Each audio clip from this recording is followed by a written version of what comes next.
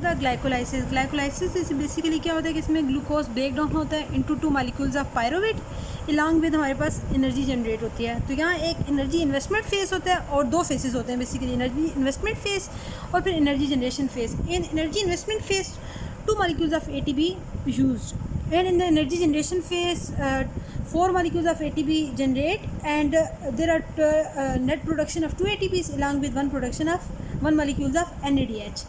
तो इसमें अब यहाँ हम स्टेप बाय स्टेप हम इसको समझेंगे। ग्लूकोज में क्या होता है, ग्लूकोज को कन्वर्ट करने के लिए ग्लूकोकाइनेज एंजाइम होता है, हेक्सोकाइनेज।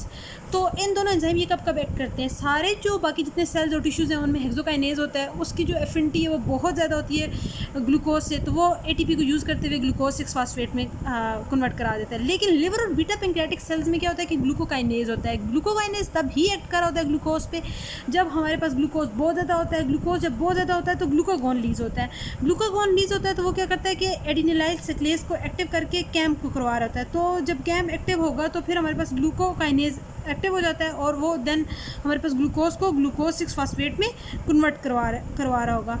अब ग्लूकोज से ग्लूकोज 6 फॉस्फेट में ये कन्वर्ट हो जाएगा। देन फॉस्फोग्लूकोज आइसोमेरेज जो होता है वो इसको फ्रक्टोज 6 फॉस्फेट में कन्वर्ट करा देता है। फ्रक्टोज 6 फॉस्फेट में कन्वर्ट करने के बाद another molecule of ATP use होता है।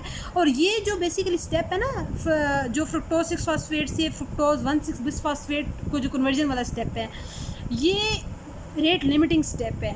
इसको कौन कैटालाइज करता है, कौन सा एंजाइम, फॉस्फोफ्रुक्टोकाइनेज। अब ये एक तो इरिवर्सिबल रिएक्शन है। सेकंड ये होता है कि यहाँ अगर ATP ऑलरेडी बहुत ज़्यादा ना, लाइक ATP प्रोडक्शन है, तो वो हमें तो नहीं चाहिए कि फिर दोबारा मज़ीद ATP बने। तो ATP या सिट्रेट जो होता है वो इस स्टेप को इनहिबिट कर रहा होता है। उसके अलावा AMP और फ्रक्टोज 2,6 बिसफॉस्फेट जो होते हैं वो इसको स्टिमुलेट कर रहे होते हैं, यानी उनका पॉजिटिव फीडबैक रिएक्शन होता है, वो इसको रिएक्शन को इनका पॉजिटिव वो करते हैं, और जो दूसरे होते हैं ATP या सिट्रेट होते हैं वो इस स्टेप को इनहिबिट कर रहे होते हैं। देन आ जाता है फ्रक्टोज 1,6 बिसफॉस्फेट। फ्रक्टोज 1,6 बिसफॉस्फेट जो होता है वो अल्डोलेज कैटालाइज करवा के इसको ब्रेक डाउन करवा देता है glyceraldehyde 3 phosphate and dihydroxy acetone phosphate. अब ये क्या है कि ये दो, अब देखें एक ग्लिसरल्डिहाइड 3 फॉस्फेट, ये 3 मतलब इनमें भी 3 मॉलिक्यूल्स हैं कार्बन के, इसमें भी 3 मॉलिक्यूल्स कार्बन के। अब ये फर्दर जो डाईहाइड्रोक्सी एसीटोन फॉस्फेट है ना, इसको डाईओस फॉस्फेट आइसोमेरेज जो है ना, इनकी आपस में इंटरकन्वर्शन होती है, यानी ये रिवर्सिबल रिएक्शन है। तो डाईहाइड्रोक्सी एसीटोन फॉस्फेट जो है ये फिर फर्दर कन्वर्ट हो जाता है ग्लिसरल्डिहाइड 3 फॉस्फेट। अब देखें यहाँ 2 मॉलिक्यूल्स हो जाएंगे ग्लिसरल्डिहाइड 3 फॉस्फेट के।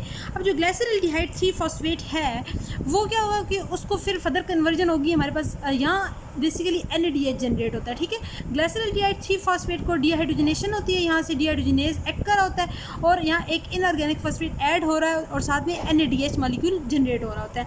NADH फिर फर्दर जो TCA साइकिल होता है, इलेक्ट्रॉन ट्रांसपोर्ट चेन वगैरह होती है, तो उसमें 3 मॉलिक्यूल्स ऑफ ATP दे रहा होता है। अब ग्लिसरल्डिहाइड 3 फॉस्फेट जो है ना, यहाँ क्योंकि इनऑर्गेनिक फॉस्फेट भी आ रहा होता है तो 1,3 बिसफॉस्फोग्लिसरेट बना रहा होता है। अब 1,3 बिसफॉस्फोग्लिसरेट तक जब बनता है तो सबसे पहले जो फर्स्ट मॉलिक्यूल जो ATP है ना, यहाँ 2 मॉलिक्यूल है, क्योंकि 2 ग्लिसरल्डिहाइड 3 फॉस्फेट है तो यहाँ 2 मॉलिक्यूल्स ऑफ ATP जनरेशन होती है। तो यहाँ आगे एक और एंजाइम जो इस रिएक्शन को कैटालाइज करता है वो कौन सा होता है, फॉस्फोग्लिसरेट काइनेज। यहाँ फिर एक और मॉलिक्यूल ऑफ ATP जनरेट होता है, फिर वो कन्वर्ट करवा देगा 1,3 बिसफॉस्फोग्लिसरेट को 3 फॉस्फोग्लिसरेट में। देन आ जाता है फॉस्फोग्लिसरेट म्यूटेस, जो कि सिर्फ फॉस्फेट की जो लोकेशन होती है उसको चेंज कर देता है 3 से 2 फॉस्फोग्लिसरेट बन जाता है। देन हमारे पास यहाँ डिहाइड्रेशन होती है, यानी वाटर का रिमूवल होता है। ये स्टेप को कैटालाइज कौन करता है, इनोलेज। इनोलेज जब कैटालाइज करता है तो देन फर्दर फिर बन जाता है फॉस्फोइनोल पायरोवेट। फॉस्फोइनोल पायरोवेट जब बन जाता है तो फिर इससे फिर एक और ATP यहाँ जनरेशन होती है, ATP की यहाँ 2 मॉलिक्यूल्स दोबारा से जनरेट होंगे, तो पायरुवेट का इनेज इस रिएक्शन को कैटालाइज करके इसको कन्वर्ट करवा देता है पायरुवेट। अब आप पूरा ओवरऑल देखें। अच्छा, एक और चीज़ मैंने बताना यहाँ भूल गई कि यहाँ जो इस स्टेप को जो इन्हांस कर रहा होता है या पॉजिटिव फीडबैक जिसका होता है, जो कि इसको वो फ्रक्टोज 1,6 बिसफॉस्फेट होता है, ठीक है। तो वो इस रिएक्शन पे मतलब इस पे पॉजिटिव इसको इंक्रीज़ करवा रहा होगा कन्वर्जन।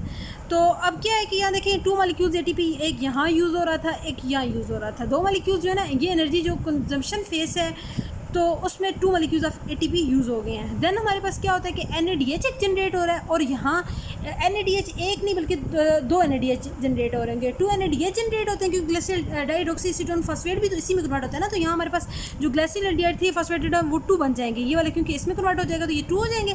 तो इसी तरह फिर 2 NADH होंगे और 2 ATP जब यहाँ जनरेट होंगे तो ये अगर देखा जाए तो ये वो जो स्टार्ट वाले यूज़ हुए थे तो उसमें मतलब वो समझो इक्वल हो गया लाइक। और जब लास्ट में 2 ATP अगर जनरेट होते हैं तो ये नेट ATP प्रोडक्शन है, ठीक है। तो यहाँ और अगेन मैंने अपने निमोनिक बताया था सारे जो इसको ना ग्लाइकोलाइटिक रिएक्शन को याद करने के लिए। Good girlfriend fill glass daily by 3 PG and 2 PG and play ping Pong.